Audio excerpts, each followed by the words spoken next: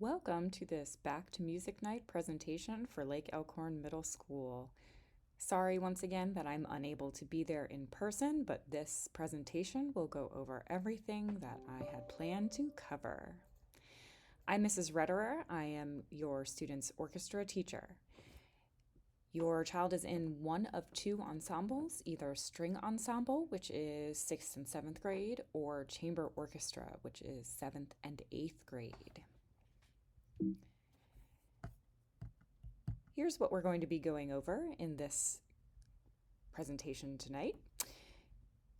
We'll be talking about the calendar of events for the year, concert etiquette and procedures, shirts, required materials, practice expectations, Howard County Parents for School Music, and our Hershey Park trip, especially info for chaperones.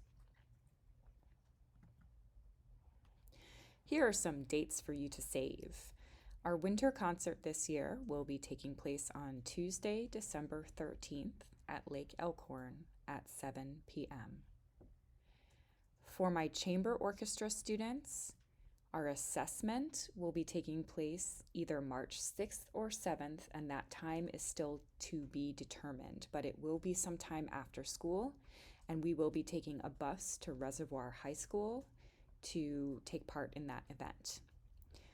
For my string ensemble students, their adjudication will be taking place on either March 8th or 9th, with the time still to be determined, but also after school and at Reservoir High School.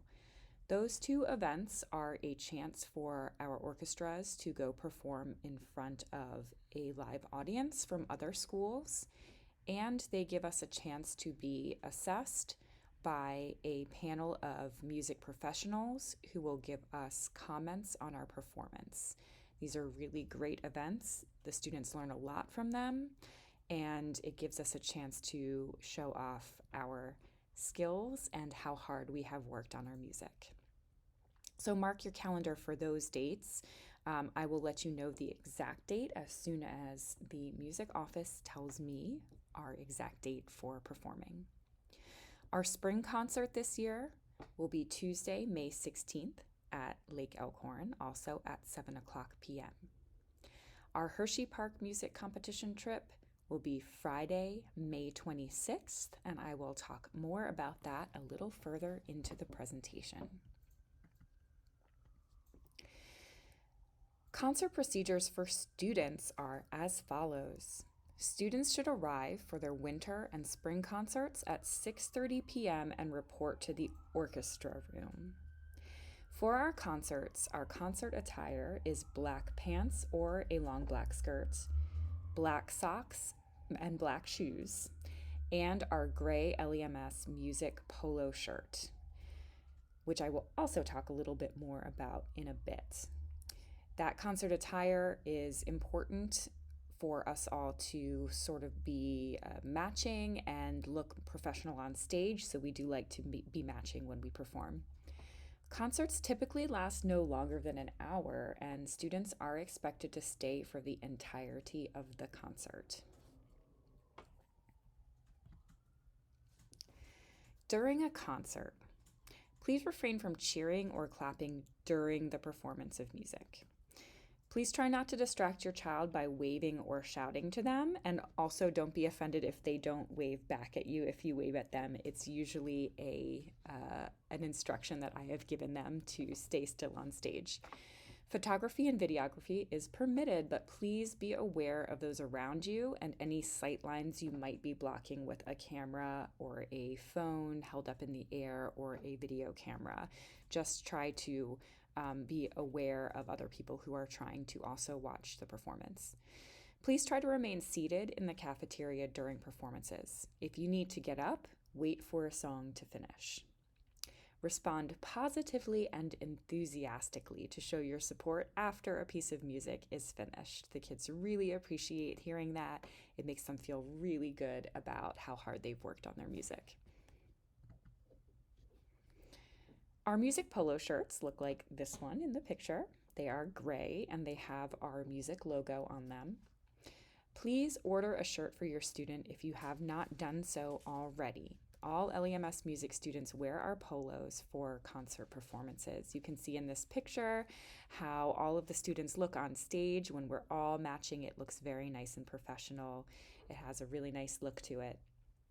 If you have not seen the order form, check for an email from me. I'll also be sending out sometime this week or next week another link to the same order form in case you missed it or accidentally deleted it, but it should still be in your email if you have it. And that link will take you to the online purchasing page for Lake Elkhorn Music or Lake Elkhorn Middle School, so you can make the purchase. And it will also take you to a Google form where you can indicate the size of shirt that you would like for your student. All sizes are in adult. There are some required materials that your student needs for their instrument.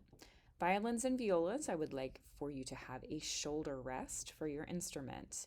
We will be learning more mature skills in middle school like shifting and vibrato, and those skills do really need the support of a shoulder rest to allow for the left hand to be freed up and not feeling like it needs to hold up the instrument. What the shoulder rest does is it rests on the shoulder and brings the instrument up to the chin so that the student doesn't feel like they have to clench their neck or their shoulder or really hold on to the instrument in order to hold it up appropriately. If you have a private teacher and the private teacher has instructed your child not to use a shoulder rest, I always go with what the private teacher says. But otherwise, please do have a shoulder rest for your student if they play violin or viola. Those can easily be found at local music stores like Mike's Music or Music and Arts, or you can order it online at Amazon.com or SouthwestStrings.com or SharMusic.com. Cello and bass need a rock stop or a chair strap. These are little helpers that help the cello from sliding. The end pin, which is that metal rod that sticks out from the bottom of the instrument, goes into the rock stop or chair strap, and it helps to keep it secure on the ground. Everyone also needs rosin. Rosin comes in either a little block like the one you see here in this picture, or sometimes in a more of like a circular design. Bass rosin is something specific to basses. So if you are a bass player, you do need specifically bass rosin. It's a little bit stickier and thicker than regular rosin. Whether or not you choose light or dark is up to you. Different rosins can have like a different sound to them. You can find one that you like, but pretty much they all work the same. It's not required as part of my list of required materials, but I would like every student to have a music stand at home to use. Sometimes I see students send me videos of them playing and they have the music resting on a table or on their pillow, on their bed, or on a chair, and that can really affect their playing position and their body position when they're playing, and that can have a really big effect on sound. So we do want to have them using a music stand that really holds their music up at the right height so that they can sit appropriately when they play.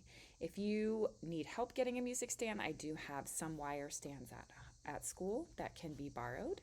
I can give those out on a first come, first served basis. So if you'd like to borrow one of those, please let me know. Practice is a extremely important part of playing a string instrument. It is the homework that your student is expected to do every day.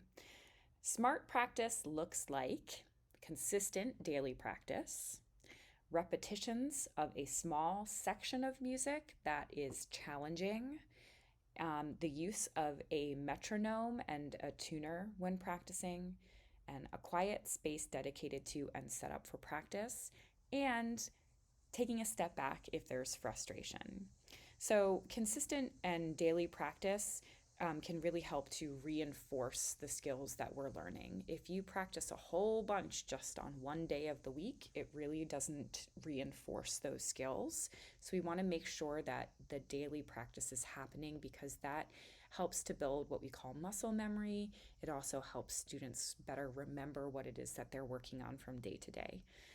Repetition is one of the best ways to improve, and it's usually when you just isolate a really small amount of the music that is giving you the most trouble, and you play it over and over again and really try with each repetition to improve part of it.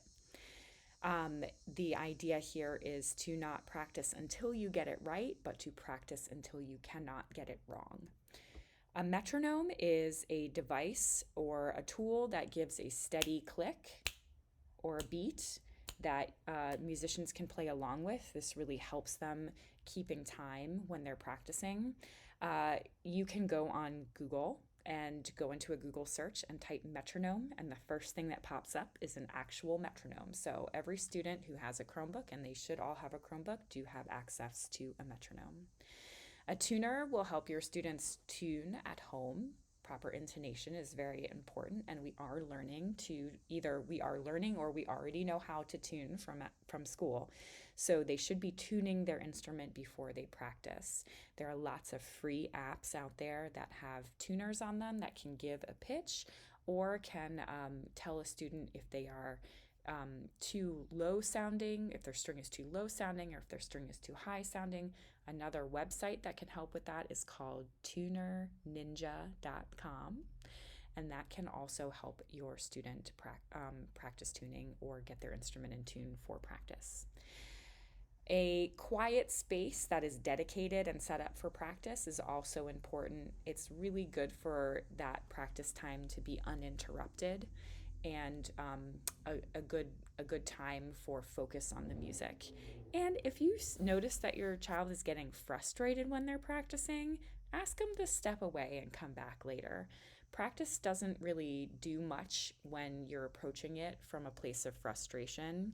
It really should be coming from a place of calm, and that is going to allow the brain to take in more of what is happening. Howard County Parents for School Music is a really great organization we have here in Howard County that helps support music programs in our schools. Every once in a while, the Board of Education gets together and they think about things that they might be able to do to save money in the county. And every once in a while, they think about making our music programs a little smaller. And that's why we have HCPSM, HCPSM. They always fight really hard for us, and that's why we continue to have really, really strong music programs in Howard County. So if you'd like to know more about Howard County Parents for School Music and how you can get involved in supporting music in our schools, please visit the website that I have listed here on the screen. And this is the one that a lot of people want to know about, our Hershey Park trip. This year it will be taking place on Friday, May 26th. We will have more details coming out in February, so look for those. The cost is typically $120 per student and $50 per chaperone. That covers the ticket. For students, that covers the tickets, the competition fee, the bus fare, and our Hershey Park t-shirt, which we wear. We get a special t-shirt for the event. We know that price is a bit steep. It covers a lot of things, but we do have some financial assistance available if you feel like that applies to you. What you'll need to do is contact our principal, Mr. Wallace, once the information it comes out in February, and he will be able to talk to you about financial assistance. Chaperones, because this is a very popular chaperone trip, chaperones will be accepted on a first come, first serve basis. So when that chaperone sign up sheet comes out in February, just be ready to send it back in if you are interested in going. Make sure your calendar is clear now. We like to make sure that our parents who are asking to go are absolutely available, and by sending that form in, they are stating that they are available for that day and they're not going to cancel on us. I typically don't take any more than 8 to 10 chaperones per group, so per orchestra. So my chamber orchestra would have about 8 to 10 chaperones for it, and my string ensemble would have 8 to 10, but it really could be more or less depending on the amount of students that are deciding to go on the trip. So that kind of changes. We'll get more information to you about that as it becomes more available. So thanks for watching this presentation. I hope that you enjoyed watching it from the comfort of your own home. If you have any questions at all, as always, please feel free to reach out to me at jennifer_retterer@hcpss.org. You can always call the school. Please do remember, though, that I am only at Lake Elkhorn in the afternoon. So if you'd like to talk to me in person, you have a better chance of reaching me if you call in the afternoon. Between the hours of 11:30 and 3:15 p.m. Thanks again. I'm so looking forward to working with your students this year, and I hope that you all enjoy the music that we play for you, and I hope that we have a great musical journey together this year.